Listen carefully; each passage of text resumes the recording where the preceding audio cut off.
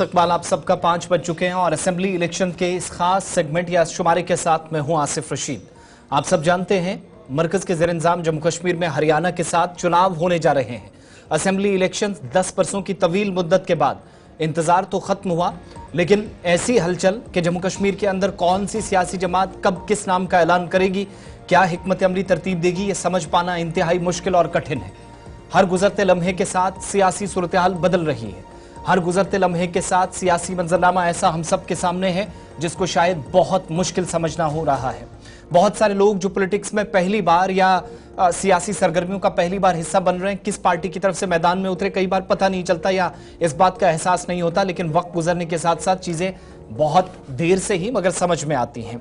BJP अपनी जगह, कांग्रेस अपनी जगह, नेशनल कॉन्फ्रेंस, पीडीपी, कांग्रेस और इसके अलावा अन्य राजनीतिक दल जो इस समय जम्मू कश्मीर के अंदर काम कर रहे हैं, पर्टिकुलरली जम्मू कश्मीर अपनी पार्टी और उसके साथ काम करने वाली जम्मू कश्मीर के अंदर डेमोक्रेटिक प्रोग्रेसिव आजाद पार्टी भी अपने उम्मीदवारों का ऐलान कर चुकी है। लेकिन यहां से आगे क्या होगा? बीजेपी ने आज पहली लिस्ट जारी की। हंगामा काफी ज्यादा, एहतजाज, प्रोटेस्ट अलग अलग जगहों पर, बिलखुसूस पार्टी दफ्तर जम्मू में। इन मामलात को सुलझाने की कैसे कोशिश है? चिनाब वैली की पहली लिस्ट आई और साथ साथ साउथ कश्मीर की भी, जिन नामों का ऐलान किया गया, एक्सपेक्टेशन से हटकर कुछ नाम आए और कुछ नाम एज एक्सपेक्टेड पहले से हम ये सोच रहे थे या हम देख रहे थे कि शायद इन नामों का ऐलान हो सकता है, जिनकी जबरदस्त परफॉर्मेंस या प्रदर्शन माजी में भी रहा, खासतौर से बीजेपी के एतबार से। लेकिन सवालात उठना भी शुरू हुए। चिनाब वैली के अंदर पर्टिकुलरली, जिस पर पहले फेज में डोडा, किश्तवाड़ और रामबन के अंदर फोकस है, क्या तैयारियां हैं, उस ताल्लुक से बात करेंगे। साथ साथ आपको बताएंगे कि जुनूबी कश्मीर के अंदर भी जैसे जैसे नाम सामने आ रहे हैं, इस वक्त क्या करने की जरूरत है कि इस हंगामे को कम किया जाए। मुख्तलिफ पार्टियां अपने अपने हिसाब से काम कर रही हैं। इधर नेशनल कॉन्फ्रेंस और कांग्रेस की बैक टू बैक मीटिंग्स हो रही हैं, लेकिन कोई भी नतीजा अब तक मीटिंग्स का सामने नहीं आ रहा। थोड़ी देर में उस पर भी चलेंगे। बीजेपी इस मसले को, कि टिकटों का जो मसला है, 2 बड़े बयान हैं, वो आपको सुनाएंगे, क्या सुलझाने की कोशिश कर रही है। सबसे पहले अपडेट आपके सामने रखें और उसके बाद आपको बताएंगे जो चेहरे मैदान में उतारे गए हैं। असेंबली इंतखाबात से पहले हलचल काफी ज्यादा है। बीजेपी की जानिब से 15 उम्मीदवारों की जो नजरसानी शुदा फहरिस्त थी वो सामने आ चुकी है और जम्मू पार्टी दफ्तर में जबरदस्त हंगामा भी इस लिस्ट के सामने आने के बाद ही देखने को मिला।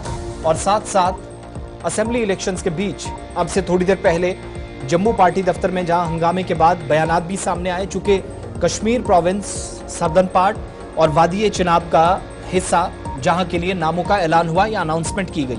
अब बड़ी बात यह है कि नामों के सामने आने के बाद हिकमत अमली क्या रहेगी। इधर कांग्रेस और नेशनल कॉन्फ्रेंस अगर साथ होती है, जो कि अभी तक बात नहीं बन सकी, ये मुख्तलिफ चेहरे जो आपके सामने इस बार इंतखाबात में पार्टी की जानिब से उतारे गए हैं। कुछ लोग नए हैं जिनको बड़ी जिम्मेदारी इस बार दी गई है। किश्तवाड़ के अंदर आप देखेंगे, डोडा के अंदर देखेंगे, रामबन के अंदर देखेंगे, जहां पर नाम तब्दील हुए और एक्सपेक्टेशन से हटकर इस बार पार्टी की जानिब से किया गया, जिसमें बहुत सारे लोगों के लिए यह हैरानकुन फैसला जरूर था। मगर बीजेपी मजबूत स्ट्रेटेजी के साथ खुद को इस वक्त ग्राउंड पर उतारने की कोशिश में मसरूफ है, ताकि काउंटर बाकी तमाम जमातों का किया जा सके। ये समझने की इस समय इस वक्त कोशिश हो रही है। इस पर भी चलेंगे। ये सारे जो चेहरे आप देख रहे हैं, इनको बनिहाल से लेकर डोडा से भदरवा और बाकी सारे एरियाज में, और ये भी एक लिस्ट है जो आज सामने आ गई, जिसमें स्टार प्रचारक मैदान में उतारे गए। पीएम नरेंद्र मोदी, जेपी नड्डा, राजनाथ सिंह, अमित शाह, नितिन गडकरी, मनोहर लाल खट्टर, जी किशन रेड्डी, शिवराज सिंह चौहान, इसके अलावा जयराम ठाकुर, डॉक्टर जितेंद्र सिंह, योगी आदित्यनाथ, भजन लाल शर्मा, राम माधव, तरुण चुग, आशीष सूद, जुगल किशोर शर्मा, गुलाम अली खटाना, नरेंद्र सिंह, अनुराग ठाकुर, स्मृति ईरानी और दीगर तमाम लोग, जो एक एक करके थोड़ी देर में और भी नाम आपके सामने रखेंगे।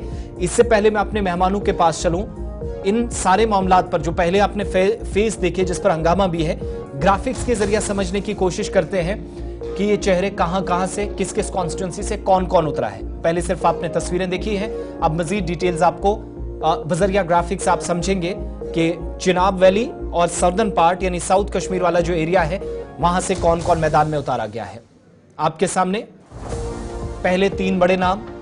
पामपुर साउथ कश्मीर से सैयद शौकत गयूर को मैदान में उतारा गया, जो अपनी पार्टी में भी काफी वक्त रहे, बीजेपी के लिए काफी ज्यादा इनकी सर्विसेज हैं और मुश्किल वक्त में खड़े रहे। आज पार्टी ने उसका इनको इनाम भी दिया है। राजपुरा से अरशद भट्ट को मौका मिला है।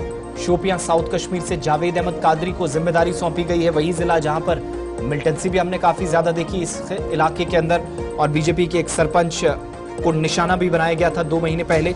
इस एरिया के अंदर बड़ी मुश्किल बार एक्टिविटीज होती है, वहां पर काम किया गया। फर्स्ट फेज की लिस्ट है, 16 कैंडिडेट्स हैं, ये 15 फेज और 16वां थोड़ी देर पहले जो कोकरनाग एसटी वाली सीट से भी आया।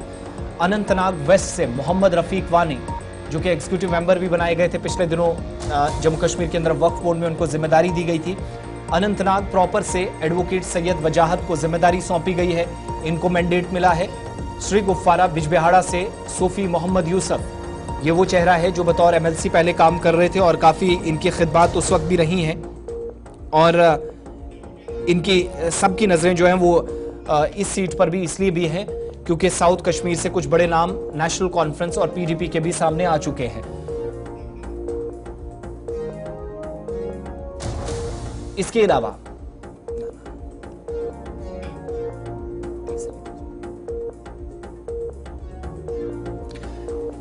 अलावा साउथ कश्मीर से निकलते हुए जब बाहर आते हैं तो पता चलता है कि शांगस अनंतनाग ईस्ट वाली जो सीट है जो डिलिमिटेशन के बाद अलग हुई या इस हिस्से को तकसीम होते हम देख रहे हैं, वीर सराफ को यहां से मैदान में उतारा गया। इंद्रवाल कॉन्स्टिट्यूंसी से तारिक कीन को मैदान में उतारा गया है। किश्तवाड़ से एक बड़ा दिलचस्प नाम आया जहां पर सुश्री शगुन परिहार को मैदान में उतारा गया। नौजवान लीडर है, काफी वक्त से बीजेपी के लिए काम करती रही, इनको जिम्मेदारी सौंपी गई है। ये वो 3 नाम जो पहले 9 फेसेस में हैं। अगले 3 नाम आपके सामने, बीजेपी के सीनियर लीडर पाडर नागसैनी से मैदान में उतारे गए। नाम इनका सुनील शर्मा, इस नाम से कोई भी नावाकिफ नहीं है, गैर वाकिफ नहीं है।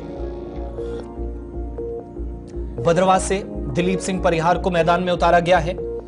डोडा कॉन्स्टिट्यूंसी से एक दिलचस्प नाम गजे सिंह राणा, थोड़ी देर में हमारे साथ प्रोग्राम का हिस्सा भी बनेंगे, उनके साथ भी बात करेंगे स्ट्रेटेजीज को लेकर।